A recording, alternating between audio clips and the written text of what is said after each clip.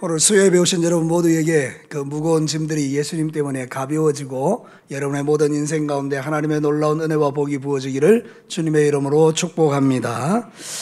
제가 이제 휴가 가기 전에 여러분들에게 선포했던 하나님의 말씀은 어떤 것인가 하면 이 하나님의 말씀에 대해서 적극적으로 받아들이고 회개하고 새롭게 되지 아니하고 예수님의 그 고향 땅에 살고 있는 사람들이 하나님을 거역하고 예수님에게 불순종해서 결국 진노를 받게 되는 이야기에 대한 하나님의 말씀을 전했죠. 그래서 은혜를 헛되이 받는 것이 대단히 위험하고, 그리고 하나님의 말씀을 적극적으로 부인하고 거절하는 것도 대단히 위험하고, 무엇보다도 회개치 않는 그 심령은 대단히 위험하다, 이런 내용에 대한 하나님의 말씀을 들었죠.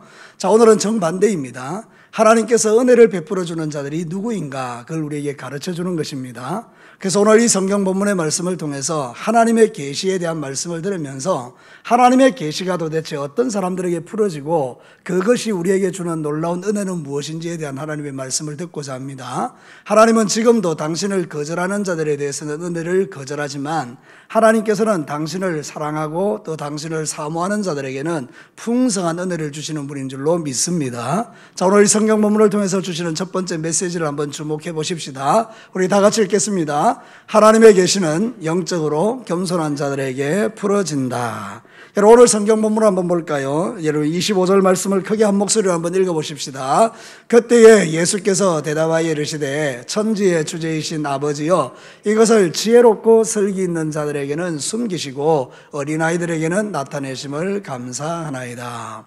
여러분, 우리가 생각해보면 여기 슬기롭고 지혜로운 사람들이라면 이 상당히 세상을 살아갈 때 괜찮은 사람들 아니겠습니까? 근데 성경은 우리에게 이렇게 말하는 것입니다. 하나님, 예수님이 말씀하시기를 하나님 스스로 지혜롭고 스스로 슬기롭다고 생각하는 사람에게는 하나님 나라의 계시를 감추어 주신 것을 감사합니다, 이렇게 말하는 거예요. 그럼 이 슬기롭고 지혜롭다는 것이 결코 좋은 게 아니라는 걸 알겠죠? 그럼 어떤 의미에서 이야기를 하는 것입니까? 바로 이것은 그들의 교만한 마음의 상태를 이야기하는 것입니다. 여러분이 잘 아는 것처럼 벳세다, 고라신, 가버나움에 살고 있는 이 사람들은 스스로 지혜롭다고 생각했고요. 특별히 유대의 종교 지도자들이나 바리새인들은 자신들은 하나님의 말씀을 너무 잘 아는 사람들이라고 스스로 마음을 높였기 때문에 하나님의 계시가 그들에게 임하지 못했다, 그런 이야기를 하는 것이죠. 사랑하는 성도로, 우리의 마음이 교만하면 하나님의 말씀이 내 속에 역사될 수 없다는 것은 너무나 자명한 사실입니다. 여러분의 마음이 교만해지면 하나님의 말씀을 거절하는 것은 당연하겠죠. 그러니까 우리가 유의해야 되는 게 뭐죠? 항상 우리의 마음을 겸손하게 가져가는 것이 대단히 중요한 것입니다. 하나님이 전능하신 그 하나님이 우리에게 무엇을 말씀하시든지 간에 우리는 항상 마음을 열고 그 말씀을 받아들일 준비가 되어 있는 사람들은 너무나 복된 인생이라는 것을 우리에게 가르쳐 주는 것이죠. 그런데 어리석은 사람들은 스스로 슬기롭다 지혜롭다 말하지만 결국 하나님의 복을 발로 차버리는 어리석은 사람들이 되기가 쉽다, 이 이야기를 하는 거죠. 요한복음 3장 18절에 무서운 말씀이 있죠. 같이 한번 읽어볼까요? 그를 믿는 자는 심판을 받지 아니하는 것이요 믿지 아니하는 자는 하나님의 독생자의 이름을 믿지 아니함으로 벌써 심판을 받은 것이니라. 하나님을 믿지 않는 마음이 교만한 마음 아닙니까? 그죠? 내가 제일 잘났고 내가 제일 똑똑하니까, 하나님보다 자기가 더 똑똑하니까 어떻게 하나님의 말씀을 받아들일 수 있겠습니까? 그러니까 이런 사람들은 믿지 아니함으로 벌써 하나님의 심판을 받는 것이죠. 그래서 우리는 항상 우리 자신을 돌아보면서 우리의 마음이 교만한 마음이 되지 않도록 자신을 돌아보는 것은 오히려 지혜로운 것이죠. 그래서 또 다른 한 사람은 바로 어린아이와 같은 마음을 가진 자들인 것이죠. 오늘 성경에 예수님이 말하죠. 스스로 지혜롭다고 생각하고 슬기로운 사람에게는 하나님 나라 계시를 감추시고 어린아이들에게 이것을 받게 하신 것이 감사합니다, 이렇게 말하죠. 여기 나오는 이 어린아이는 실질적인 어린아이가 아니라 하나님 앞에 어린아이 같은 마음으로 살아가는 사람들을 말하지 않습니까? 누가 어린아이 같은 마음입니까? 겸손한 사람들이죠. 주께서 말씀하실 때에 하나님이 말씀하셨으므로 아멘으로 받아들일 수 있는 그 사람들이 대단히 겸손한 사람들이죠. 어린아이 같은 사람들이죠. 여러분, 실제로 마산 쪽인가 어떤 교회에 국어 교수님이 계시는데 그 국어 교수님이 계신 교회에 목사님이 설교할 때 대단히 힘들다는 거예요. 왜 그런가 하면 목사님이 설교하고 나면 이 교수님이 항상 이렇게 피드백을 해줄 때에 문법적으로 이게 맞고 안 맞고 이걸 계속 이야기해 주는 거예요. 그러니까 여러분, 얼마나 이 목사님이 스트레스를 많이 받겠어요, 그렇죠? 그러니까 이 사람은 자기 할 일을 하는 거예요. 그런데 은혜는 안 되는 거죠. 왜냐하면 여러분 하나님의 말씀을 들어야 되는데 하나님의 말씀을 듣는 게 아니고 문법적으로 맞나 안 맞나 이거를 자꾸 재단하니까 이 사람에게는 은혜 받을 수 있는 공간이 좁아진 거죠. 그러니까 개인적으로 보면 참 불행한 것이죠. 여러분 저와 여러분도 그런 오류에 빠지기가 쉽습니다. 우리가 알고 있는 지식, 내가 받아왔던 교육, 내가 지금까지 해왔던 그 종교 생활 속에서 자기 나름대로의 이 카테고리를 딱 가지고 모든 걸 재단해버리면 다른 것을 받아들이지 않는 경향들이 있지 않습니까? 그러니까 우리의 마음은 자꾸 교만해지고 그러면서 하나님의 은혜에서 멀어지죠. 근데 어린아이는 어떻습니까? 수용성이죠. 다 받아들이는 것입니다. 맞습니다. 여러분 한번 가만히 우리가 논리적으로 생각해 봐도 우리보다 하나님이 훨씬 지혜롭죠. 맞습니까? 하나님의 지혜에 비하면 여러분의 지혜는 발가락 틈새에 때만치도 못하죠. 표현이 너무 지나칩니까? 여러분 하나님의 지혜에 비하면 내가 세상에서 갖고 있는 지혜가 아무리 똑똑하다 그래도요, 진짜 적나라하게 표현하면 발가락 틈새에 때만치도 못하는 그 정도밖에 안 돼요. 근데 그것 가지고 하나님을 판단하고 재단하는 것은 얼마나 어리석은 일이겠어요. 그러니까 우리가 어린아이 같이 겸손한 마음으로 하나님의 말씀을 받아들일 때 예수님이 뭐라고 말하는가 하면 지혜롭고 슬기롭다고 말하는 사람들에게는 감추시고 하나님 나라의 계시를 비밀을 어린아이 같은 사람에게는 풀어주심을 감사합니다. 우리가 이 사실을 믿는다 그러면 우리의 마음이 하나님 앞에서 더 겸손해지도록 하나님 앞에 자신을 쳐서 복종하는 삶도 대단히 의미 있는 것이죠. 여러분 하나님의 말씀을 무조건 여러분들이 아멘으로 받으십시오 그렇게 말하는 것이 아니라 여러분이 가지고 있는 얼마 되지 않는 지식으로 하나님의 말씀을 재단하고 판단하는 어리석음에서 벗어나서 그 말씀이 진짜라고 믿어진다면 그냥 있는 모습 그대로 하나님의 말씀을 우리 속에 받아들이면 그것이 나에게 능력이 된다는 이야기를 지금 하는 것입니다. 사랑하는 성도들, 오늘 이 밤에 여러분이 하나님의 말씀을 있는 그대로 받아들이는 은혜가 있게 되기를 축복합니다. 누가복음 18장 16절 잘 아는 말씀이죠. 같이 한번 읽어볼까요? 예수께서 그 어린아이들을 불러 가까이 하시고 이르시되 어린아이들이 내게 오는 것을 용납하고 금하지 말라. 하나님 나라가 이런 자의 것이니라. 예수님께서 어린아이들에 대해서 이렇게 말하는 거죠. 그 어린아이가 가지고 있는 그 수용성, 그들의 겸손함, 그것을 우리에게 말해주는 것이죠. 이 마지막 시대에 어린아이 같은 믿음을 가진 사람을 찾기가 쉬울까요? 가만히 생각해 보니까 우리가 너무 똑똑한 거예요. 그래서 시대가 지나가면서 배운 게 너무 많다 보니까 우리 하나님의 말씀을 판단하는 경우가 너무 많은 것이죠. 특별히 그런 오류를 제가 가질 때가 있어요. 저는 말씀을 전하는 자 아닙니까? 그죠? 근데 다른 데 가면 제가 또 말씀을 들어야 되죠. 그럼 제가 그 말씀을 들을 때 어린아이 같은 마음으로 말씀을 듣지 않고 목사님의 말씀을 어떻게 듣는가 하면 저거 아닌데 이렇게 들을 때가 상당히 많은 거예요. 아, 내가 가진 지식으로 하나님의 말씀을 내가 스스로 거절하는 내 그 마음을 내가 보는 거죠. 정말 어리석은 것이죠. 하나님이 나에게 은혜를 주고 싶어도 이미 내 마음속으로 은혜를 받을 모든 것들을 다 차단하는 어리석음이 나한테 있다는 걸 늘 발견하는 거죠. 내가 알면 얼마나 많이 알고 내가 똑똑하면 얼마나 똑똑하겠어요. 그죠? 근데도 스스로 그런 어리석음에 빠져 살아갈 때가 너무 많다는 것을 저 자신도 잘 알아요. 사랑하는 성도 여러분, 우리가 하나님 앞에 훈련해야 되는 부분 중에 하나는 뭔가 하면 바로 나의 교만을 깨뜨리는 훈련입니다. 저와 여러분의 마음이 하나님 앞에서 높아지지 않게 되기를 주의 이름으로 축복합니다. 오늘 성경 본문이 가르치는 것처럼 하나님 스스로 지혜롭고 슬기롭다고 생각하는 그 사람들에게는 하나님 나라 계시를 감추시고 어린아이들에게는 풀어주심을 감사합니다. 저도 이렇게 목회하면서 보니까요, 누가 은혜를 받느냐, 그 마음이 순전한 사람들이 참 은혜를 잘 받아요. 맞습니까? 여러분의 마음이 세월이 지나가면서 이제 점점 어린아이의 마음을 잃어버리는 거예요. 바리새인들이 원래부터 그런 사람은 아니었을 겁니다. 그들이 처음에 하나님의 말씀을 배울 때는 얼마나 감격스러웠겠습니까? 와, 이런 말씀도 있네, 이런 말씀도 있네. 근데 세월이 지나가면서 어린아이의 마음이 점점 더 잃어버려지니까 마음이 굳어지고 딱딱해지면서 그것이 하나의 자기의 종교성이 되어버리는 그런 타락함으로 나아가게 된 거죠. 우리 모두는 다 그렇습니다. 처음에는 다 좋습니다. 세월이 지나가면서 자꾸 내 마음이 두꺼워지고 단단해지고 견고해지는 것을 볼 수 있습니다. 그래서 항상 우리는 내 마음이 부드러운 밭이 되도록 하나님 앞에 자기를 돌아보는 것이 지혜로운 자라는 사실을 우리는 깨닫게 되는 것입니다. 진짜 지혜로운 사람은요, 자기의 마음의 심령의 밭이 항상 부드러운 자입니다. 그걸 좋은 땅이라고 표현하는 것입니다. 사랑하는 성도 여러분, 오늘도 저와 여러분이, 저를 포함해서 여러분 모두가 다 같이 하나님 앞에서 좋은 땅이 될 수 있기를 주의 이름으로 축복합니다. 자, 두 번째 한번 볼까요? 같이 한번 읽습니다. 하나님 나라에 계시는 하나님과 그 아들을 통하여 풀어진다. 자, 27절 말씀, 어려운 말씀 하나도 아닙니다. 우리 27절 다 같이 한번 읽어볼까요?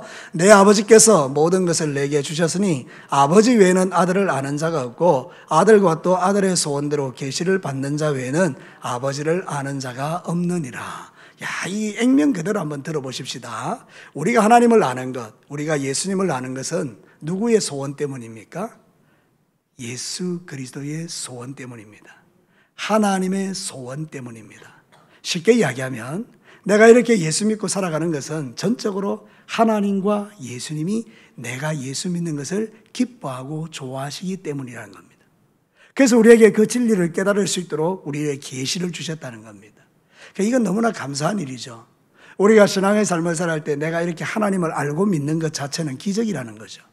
누가 우리에게 주시는 기적입니까? 하나님과 예수 그리스도, 아버지와 아들이 우리에게 그것을 주시는 거예요. 그러니까 이건 너무나 놀라운 거죠. 신앙생활은 내가 하고 싶다고 되는 거 아니라고 했죠. 하나님이 특별히 우리를 불러서 마음을 열어 그 진리를 깨닫게 하지 않으면 어느 누구라도 하나님의 진리에 1도 깨달을 수 없습니다. 여러분, 하나님께서 우리에게 지혜를 주지 아니하시면 십자가의 비밀을 깨달을 방법이 없습니다. 그래서 십자가를 뭐라고 표현합니까? 공개된 비밀이라고 이야기하는 겁니다. 안 맞는 이야기죠. 비밀이면 비밀이고 공개된 건 공개된 건데 왜 이 십자가의 복음을 공개된 비밀이라고 말하는가 하면 이거는 하나님께서 가르쳐 주는 자들만 아는 것이기 때문에 그렇습니다. 마치 모든 사람들에게 공개되어 있는 것처럼 보이지만 어떤 사람에게는 그게 비밀인 것입니다. 우리에게 예수 그리스도의 십자가가 비밀이 되지 않고 나에게 그게 진리가 되게 하신 것은 너무나 큰 축복인 줄로 믿습니다. 여러분은 예수 그리스도를 믿으시지요? 여러분은 십자가의 진리를 믿으시지요? 하나님과 아들이 우리에게 그 계시를 깨닫게 해주신 것은 당신의 소원대로 우리를 하나님의 자녀로 부르셨기 때문이다. 그렇게 말하는 것입니다. 수많은 종교 지도자들이 이것을 믿고 싶어도 믿지 못했기 때문에 그들은 예수님이 없어서 그들은 결국 예수님을 십자가에 죽여버리죠. 여러분, 요한복음 19장 15절을 보면 참 안타깝죠. 한번 읽어볼까요? 그들이 소리를 지르되 없이 하소서 없이 하소서, 그를 십자가에 못 박게 하소서. 빌라도가 이르되 내가 너희 왕을 십자가에 못 박으랴. 대제사장들이 대답하되 가이사 외에는 우리에게 왕이 없나이다 하니라. 여러분, 예수 그리스도가 모든 만왕의 왕이시지 않습니까? 만주의 주님이 아닙니까? 그래서 유대인의 왕으로 오셨다라고 빌라도가 말하니까 아니라는 겁니다. 우리에게는 이 로마의 황제 외에는 우리의 왕이 없다라고 이렇게 말하면서까지 예수님을 십자가에 죽이라고 말하는 이 무리들은 하나님의 계시가 그들에게 임하지 못했기 때문입니다. 하나님의 계시가 있는 사람은 결코 그렇게 말하지 않죠. 우리는 오소서 진리의 성령님, 이 땅 가득 임하소서. 예수님, 당신 나의 삶의 주인이 되어 주십시오. 예수님 환영합니다. 그 진리를 깨닫게 해달라고 우리 여주님 앞에 구하는 것은 이건 은혜 중에 은혜인 거죠. 사랑하는 성도 여러분, 여러분의 마음속에 하나님과 그 아들이 소원을 두셔서 여러분이 이 진리와 계시를 깨닫게 된 것은 여러분이 누리는 세상에서 가장 큰 축복인 줄로 믿으시기 바랍니다. 종종 제가 하나님의 말씀을 선포할 때마다 언급하는 것은 무엇입니까? 세상의 보화도 좋지만 그러나 그 보화로는 천국에 들어가지 못합니다. 그러나 내게 주신 이 예수 그리스도의 비밀을 깨닫는 믿음은 우리에게 천국 들어갈 수 있는 문을 열어주는 겁니다. 그러니 여러분, 이미도 여러분에게 열려진 이 천국의 문, 여러분이 예수 그리스도를 믿고 믿음의 삶을 살아갈 수 있는 이 은혜는 아들과 아버지가 여러분에게 소원을 두셨기 때문입니다. 어떤 소원요? 하나님의 계시를 깨닫게 하셔서 여러분을 하나님의 자녀로 삼아주시는 이 은혜를 우리에게 깨닫게 하신 것입니다. 여러분, 날마다 이 은혜에 감격하시고 이 은혜에 감사하시기를 주의 이름으로 축복합니다. 우리는 참 어리석어서 썩어 없어질 것들 때문에 원망 불평을 자주 하지만 영원한 것은 이미도 우리 안에 있습니다. 그 영원함이 무엇입니까? 예수 그리스도십니다. 그 영원함이 하나님의 말씀입니다. 그 영원함이 진리입니다. 그것을 이미 여러분의 마음에 하나님이 두신 줄로 믿습니다. 아무리 세상적인 방법을 동원해도 진리를 깨달을 수는 없습니다. 세상에 있는 어떤 똑똑한 교수가 와서 가르쳐도 진리를 깨달을 수는 없습니다. 근데 여러분, 하나님이 나에게 오시면 그 진리는 즉시로 깨달아집니다. 여러분, 이 천국의 비밀을 깨달은 것은 은혜 중에 은혜라는 것을 우리에게 가르쳐 주는 것이죠. 그래서 이런 인생이 가장 복된 인생이고 그 인생에게 심어진 씨앗들이 30배, 60배, 100배의 결실로 나타나는 겁니다. 우리의 마음이 겸손해서 하나님의 그 진리의 말씀을 받아들이기 시작하면 우리에게는 놀라운 일들이 일어납니다. 마태복음 13장 23절을 여러분 믿으시기를 바랍니다. 같이 읽을게요. 좋은 땅에 부러졌다는 것은 말씀을 듣고 깨닫는 자니 결실하여 어떤 것은 100배, 어떤 것은 60배, 어떤 것은 30배가 되느니라 하시더라. 결실은 자기가 하고 싶다고 되는 게 아닙니다. 여기 보면 말씀을 듣고 뭐 하는 자요? 깨닫는 자. 이건 누가 하게 하는 겁니까? 하나님이 하게 하는 겁니다. 아버지와 아들이 소원을 주지 않으면 어떤 말씀도 깨달을 수 없습니다. 그러나 성령의 조명이 임하고 아버지와 아들과 원하시면 성경이 깨달아집니다. 그 마음이 좋은 밭인 것입니다. 그러면 30배, 60배, 100배의 결실이 우리에게 나타나는 것입니다. 여러분 신앙생활 하실 때에 이 은혜를 날마다 누리시고 하나님의 특별한 계시가 풀어져서 여러분이 그 말씀대로 순종하여 살아갈 때 놀라운 하나님의 사람들로 변화되는 기쁨을 매일 누리시기를 주의 이름으로 축복합니다. 변화되는 행복, 변화되는 기쁨. 제가 이제 목회하면서 저는 목사로서 제 자신을 돌아봐도 참 내가 뭐가 제일 기쁠까 그런 생각을 해보니까 이 진리의 말씀을 증거하면서 제가 깨닫고 제 자신에게 적용해서 내 삶이 바뀌어지는 행복, 이게 진짜 행복하고 좋은 것이더라고요. 저도 변해야 되지 않습니까? 그래서 여러분들 저를 위해서 늘 기도하실 때 제가 은퇴할 때까지 날마다 새로운 목사가 될 수 있도록 정말 여러분들의 기도를 요청합니다. 왜 하기 싫습니까? 네, 이대로 있었으면 좋겠습니까? 여러분 다시 한번 여러분에게 부탁드립니다. 제가 죽는 날까지, 은퇴하는 그날까지 날마다 새로운 영적인 안목을 가지고 하나님의 말씀을 풀어낼 수 있는 계시와 지혜의 영이 열려지는 그런 목사가 되도록 저를 위해서 기도해 주십시오. 그것이 저와 여러분이 함께 누리는 은혜라는 것이죠. 여러분 이 마지막 시대의 원수 마귀는요, 우리의 눈과 귀를 가리켜서 하나님의 말씀을 듣지도 못하게 하고 깨닫지도 못하게 합니다. 그런데 기억하십시오. 들리는 만큼 순종하고요, 깨닫는 만큼 믿을 수 있습니다. 들리는 만큼 순종하고 깨닫는 만큼 성장하는 겁니다. 여러분 얼마나 귀한지 모릅니다. 하나님 나의 눈을 열어 보게 하시고 귀를 열어 듣게 하시고, 이건 정말 우리가 매일 드려야 되는 기도 제목 중에 하나입니다. 들리지 않으면 깡통이 되는 겁니다. 여러분 세상에서 제일 요란한 게 깡통입니다. 뭐 대단히 많이 하는 것처럼 보이지만 아무것도 없습니다. 소리만 요란합니다. 그런데 그가 깨달은 게 가득하면 소리 나지 않습니다. 소리 없이 강한 자가 되는 겁니다. 우리 신앙생활 하시는 분들 보면 제가 그런 게 있어요. 어떤 사람들은 보면 소리만 요란합니다. 어떤 사람은 소리 없이 아주 강합니다. 흔들리지 않습니다. 이게 다 하나님의 계시 안에 살아가는 자들이죠. 오늘도 저와 여러분이 아주 작은 그런 풍랑 앞에서도 흔들거리는 인생이 아니라 흰남노와 같이 엄청난 태풍이 와도 끄떡하지 않는 그런 신앙의 경지에 이르러 우리 하나님께 영광 돌리면서 이 멋진 믿음의 길을 걸어내시는 여러분과 저와 여러분이 되시기를 주의 이름으로 축복합니다. 자, 마지막 세 번째 한번 볼까요? 같이 읽습니다. 하나님 나라 계시의 핵심은 예수 그리스도의 복음이다. 여러분 이 말씀은 따로 떼서 보는 게 아닙니다. 여러분 우리가 28절부터 30절까지는 보통 이제 따로 떼서 설교를 많이 하기도 하죠. 근데 여러분 이 주님이 가르쳐 주고 싶은 계시, 이 핵심이 이겁니다. 수고하고 무거운 짐진 자들아 다 내게로 오라 내가 너희를 쉬게 하리라. 이 복음이죠. 여러분 인간이 왜 이렇게 힘들게 되었습니까? 인간이 범죄하기 때문에 이래 된 거 아닙니까? 그죠? 인간이 타락했기 때문에 이런 수고와 무거운 짐들이 우리에게 부어진 것 아닙니까? 근데 여러분, 이런 무거운 세상, 이 고통스러운 세상, 이 수고가 많은 세상 속에서 쉴 수 있는 유일한 비결이 뭡니까? 예수 그리스도십니다. 예수님이 우리에게 뭐라고 말합니까? 나한테 와, 내가 너희를 쉬게 할 거야. 이 이야기를 지금 하는 거잖아요. 모든 관계의 묶임들, 인생 살아가면서 내가 왜 인생을 살아야 되는가? 날마다 괴롭고 힘든 세상 속에서 인생의 목표를 잃어버리고 너무 힘들게 살아가는 세상 속에서 예수님을 만나보십시오. 그 예수님이 나에게 주시는 목표가 선명해지고 예수님이 주시는 평화가 가득해지고 주님이 주시는 기쁨이 우리 안에 충만하니까 무슨 일을 해도 행복할 수 있다, 그 말이죠. 근데 여러분, 우리가 가만히 생각해 보면 주님 없이 그저 우리가 타이틀만 가지고 일만 하면 이것처럼 고생스러운 게 없습니다. 목사도 마찬가지입니다. 내 안에 이게 일이 돼버리면 너무나 힘든 겁니다. 근데 여러분, 그렇지 않습니까? 내가 지금 일로 일을 한다고 생각해 봐요. 일로 설교하고 일로 기도하고 일로 신방하고 일로 여러분 이렇게 살아가면 얼마나 힘들겠어요, 그죠? 근데 그런 게 아니라는 거죠.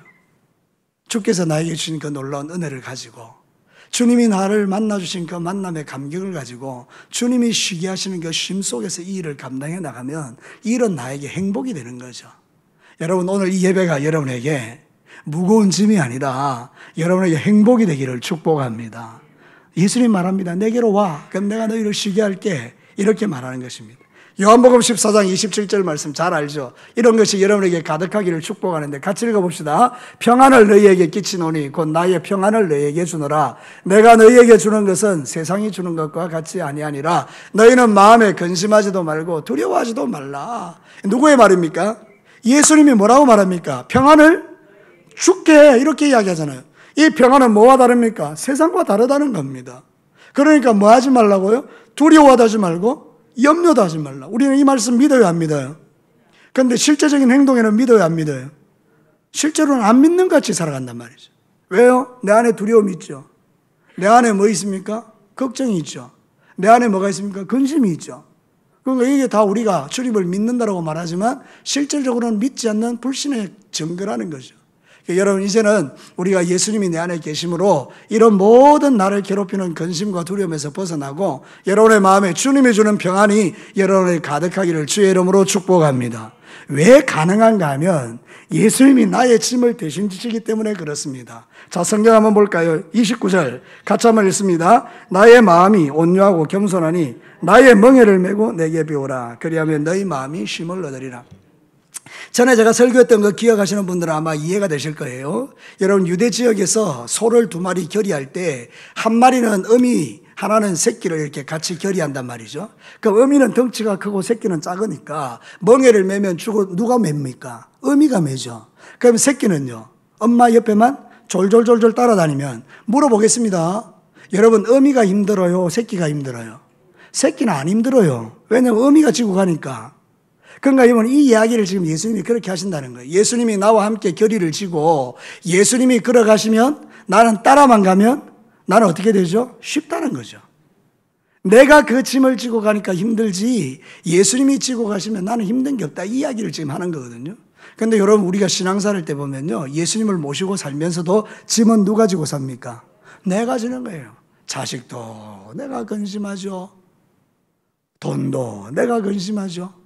건강도 내가 근심하죠. 근심이 떠날 일이 없는 거예요. 예수님을 옆에 두고도. 그럼 여러분, 어떻게 해야 되겠습니까? 내게 근심이 올 때 어떻게 해야 됩니까? 예수님에게 맡겨야 되죠. 맞습니까? 왜 이렇게 희미합니까? 믿음이. 여러분에게 근심이 찾아옵니까? 안 옵니까? 오죠. 오면 적시로 어떻게 해야 됩니까?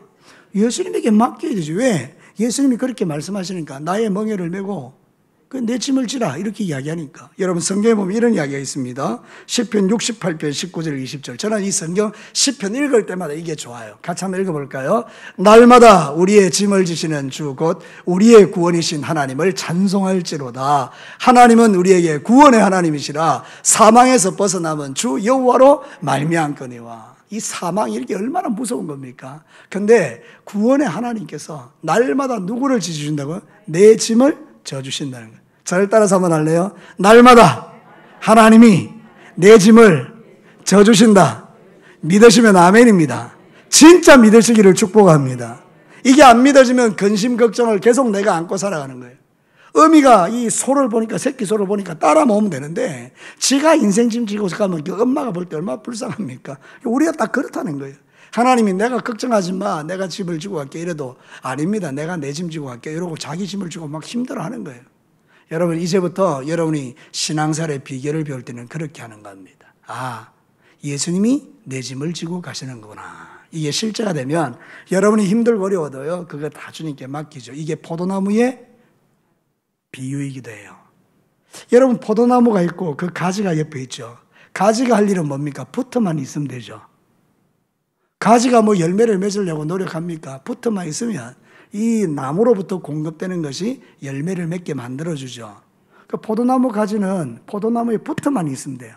자, 우리가 예수님에게 붙어만 있으면 주님이 우리에게 짐을 져주시니까 내가 근심이 와도 그 근심이 어떻게 되죠? 평화가 된다는 거죠. 예수님에게 붙어있는 성도들의 근심은 예수 안에서 평화가 될 줄로 믿습니다. 자꾸만 예수님에게 드리십시오. 몸이 아프면 하나님 주님께 올려드립니다. 돈 걱정될 때마다 하나님 물질을 주님께 올려드립니다. 자식이 애를 먹일 때마다 주님 아시죠? 예수님 올려드립니다. 자꾸 주님에게 맡겨드리는 거예요. 그러면 이제 주님께서 맡으셔가지고 내가 생각하는 것보다 훨씬 더 탁월하게 모든 일을 이루어 가시죠. 사랑하는 성도 여러분, 오늘도 우리가 믿음의 길을 걸어갈 때 이 진리를 꼭 깨닫기를 바랍니다. 지금 이 시점에서 10년 전, 5년 전, 1년 전에 내가 고민했던 문제가 지금 어떻게 되어 있습니까? 저는 가끔 그런 생각이 들어요. 10년 전에 고민했던 문제 지금은 고민하지 않습니다. 왠지 아십니까? 10년 사이에 그 문제가 해결되었기 때문입니다. 1년 전에 고민했던 것을 지금 내가 고민할 이유가 없습니다. 왜냐하면 1년 전에 비해서 지금이 훨씬 더 좋아지기 때문입니다. 그러면 지금 내가 고민하는 게 1년 후에는 어떻게 될까요? 하나님의 뜻 안에서 풀어져 있게 되겠습니까? 안 되겠습니까? 그걸 믿으셔야 돼요. 지금 여러분이 고민하고 있는 그 문제는요, 1년 후에, 2년 후에, 3년 후에 돌아보면요, 아무것도 아닙니다. 지금은 죽을 것 같아도 절대로 아닙니다. 하나님이 날마다 나의 짐을 대신 져 주십니다. 이제 말씀을 마치겠습니다. 사랑하는 성도 여러분, 오늘도 우리는 이 성경 말씀을 믿으셔야 돼요. 하나님의 계시가 어떻게 우리에게 임하느냐? 그 계시는 하나님이 선택한 자들에게 특별히 주시는 은혜예요. 그렇기 때문에 영적으로 겸손한 자들, 어린아이 같은 자들에게는 하나님의 계시가 풀어지고요, 아버지와 아들의 소원을 가지고 이 계시를 풀어주기 때문에 우리가 예수님 안에 있으면 그 계시를 깨닫게 되는 거죠. 그리고 이 계시의 핵심은 예수님의 복음이기 때문에 저와 여러분이 예수님에게 붙어 있기만 하면 사실 우리가 근심하고 두려워할 일은 없다는 걸 가르쳐 주는데도 우리는 자꾸 근심을 땡겨와서 우리 삶을 힘들게 만들어 버리는 거예요. 10년 후에 일어날 일, 20년 후에 일어날 일을 땡겨와서 지금 근심하는 분들도 많습니다. 아이고 10년 후에 어떻게 될까? 그건 10년 후의 이야기입니다. 오늘 하루 하나님이 나에게 주신 은혜에 감사하면서 오늘도 여러분의 믿음의 삶 속에서 주님과 동행하며 그렇게 하나님의 계시 안에서 하나님은 나를 사랑하시고 나와 함께 하시고 동행하시고 지켜주시고 보호하시고 인도하시고 나의 걸음을 선하게 이끌어 가심을 확신한다면 오늘 저와 여러분의 모든 염려, 근심, 걱정이 변해서 예수 안에서 평안이 되시기를 주님의 이름으로 축복합니다. 기도하겠습니다.